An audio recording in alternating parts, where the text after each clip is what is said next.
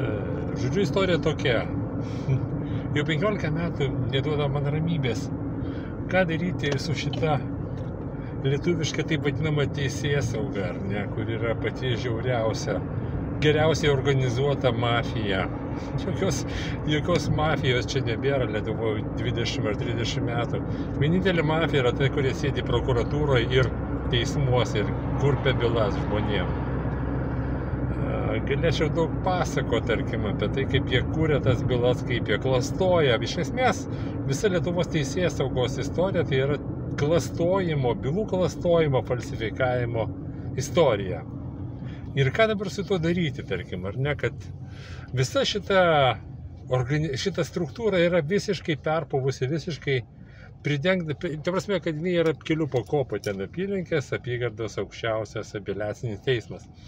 Kiekviena iš jų turi taisyti žemesnės pakopos klaidas arba nusikaltimus, tačiau visi dirba ranka rankon. Niekas nieko netaiso, visi priklauso šitai organizuotai gaujai ir kuo didesnius, kuo labiau klastoji tas bylas, tuo labiau kili karjeros laiptais, tarkim. Ne? Tai ką daryti, žodžiu, tas pagrindinis klausimas, kas kaltas ir ką daryti, tarkim, ar ne, tai kas kaltas, aišku, tai yra šita mūsų mafijinė valstybė, tarkim, kurią sukūrė Landsbergis su Grybauskaite, tarkim, ne, kai padarė šitas teismus neva nepriklausomus, ar ne, nors ta nepriklausomybė, tai formaliai žiūrint, tai yra nepriklausomybė nuo įtakos ir nuo spaudimo. Tačiau teismai visą tai traktuoja, kad jie yra nepriklausomi nuo įstatymų. Ir gali rašyti bet kokias nesąmonės, bet kokius vėjus į tą savo nutartis. Ir kuo toliau tai darosi baisiau, tarkim, kiek aš negu su advokatais. Jie labai nusivylę savo profesiją, visi šneka apie tai, kad jie apgailestauja, kad pasirinko šitą darbą ir kad nieko negali padaryti iš esmės, kad padėti savo klientams žmonėm, ar ne? Tai vėlgi grįžtu prie to pačio esminio klausimo, ar ne? Ką daryti? Šiuo atveju mano atsakymas yra vienintelis, tarkim, kad šitą visą mafiją sutramdyti gali tik tai robotas. Tai yra dirbtinis intelektas, tarkim, ar ne? Kur tu į kompiuterį įdedi sausą bylą, sausus faktus. Bet pavyzdžiui, kaip toj Garliavos byloje, ar ne? Dvi mažametės, nepilnametės mergaitės. Vienai 4, kitai 8 metai. Mažametėm jauniausiai auka pasakoja, kaip jai prievartavo, kaip jie kišo sysalus dėdės, į burną nuleidinėjo ir visa kita, tarkim. Ir tos visos jos pasakojimus patvirtina ekspertizės. Tai yra 5 ar 6 ekspertizės, tame tarpe ir valstybinė psichiatrinė ekspertizė, kur, nelabai ten jai padarysim matyti įtakos. Viskas yra pakankamai išsamiai parašyta, kad, tarkim, kad auka nieko nemelavo, jinai kalbėjo tiesą, visą tai, kai jinai pasako, yra patirta jos pačios patyrimu. Antra auka, jos pusseserė, 8 metų. Teismo ekspertizė vėlgi nustato, kad jai storoji žarna buvo prieš metus veikta kietų bukų daikto. Tarkim, iki šiol auka negali įkakojo kelnes iš esmės ir tas yra kaip prievartavimo pasekmė, tarkim, ar ne? Tai yra 2 aukos. Įrodymai atrodo nepaneigiami.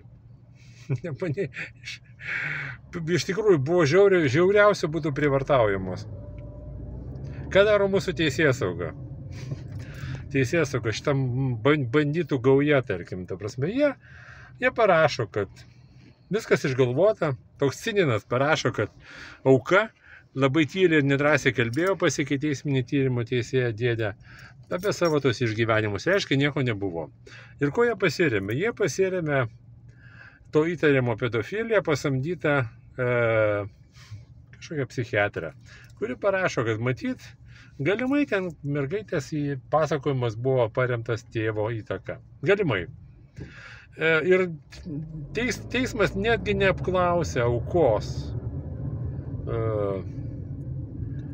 atsisako jie apklausti, nes reikėtų vėl pasakoti, vėl girdėtos pasakojimus, kaip jie privartavo, tarkim, ne? Jie tiesiog visą tai, Cinas pasižiūri lubas ir pamato lubose, kad nieko nebuvo ir nustato, kad atmintis ištrinta.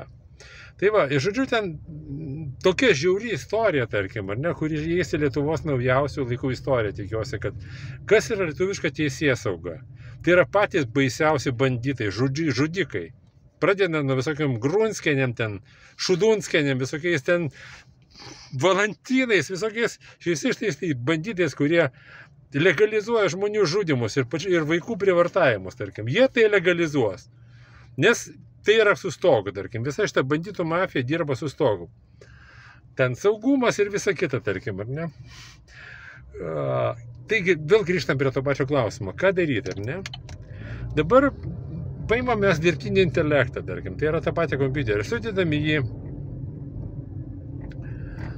va tos faktus, ar ne, teismo ekspertizės, kad aukos nemeluoja, kad viena iš jų yra užpakalis išprivartautas kietų bukų daiktų, tiek, kad jinai iki šiol kakoja kelnes, nors jau privartavimo praėjo metai.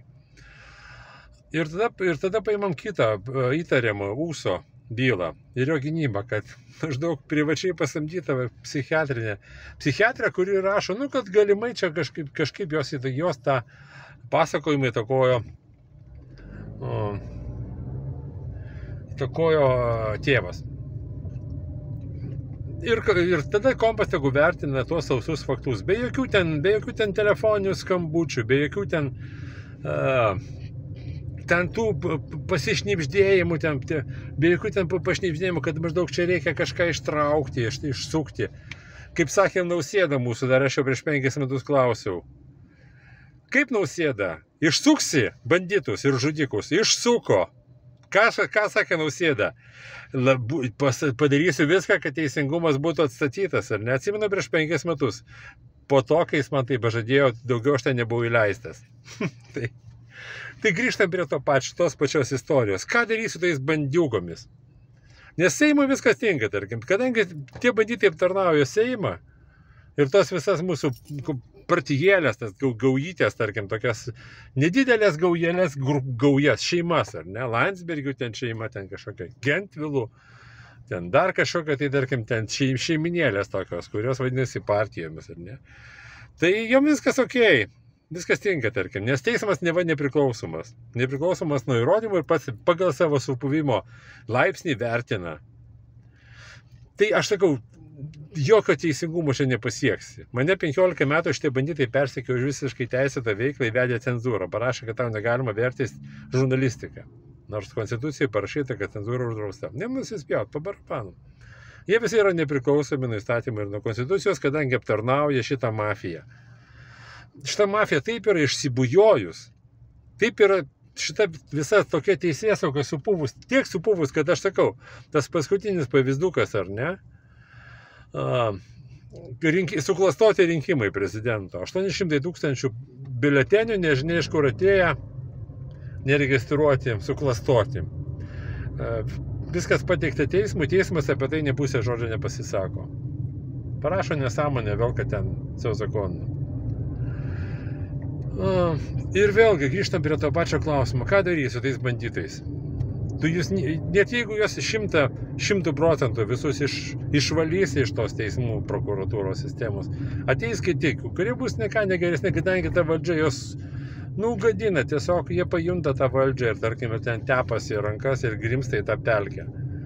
Tai aš sakau, vienintelė išeitis, kurią aš dabar matau, tai yra kompiuteris. Dirbtinis intelektas, kuris dabar, pavyzdžiui, važiuoja automobiliu, jis tau parodo kelią, GPS-as, kaip važiuoti.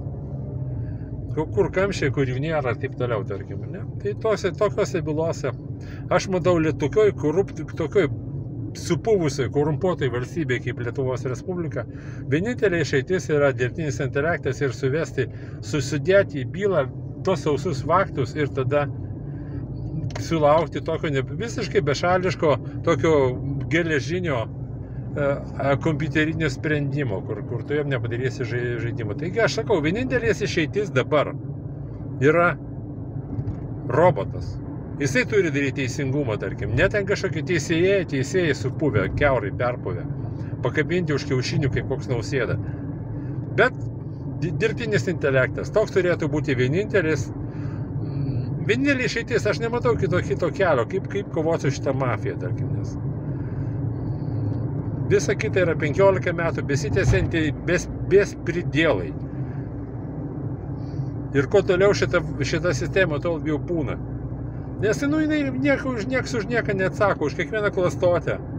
Parašo klastotę, vėl klastotę, atrešia klastotę ir taip krauna tą piramidę.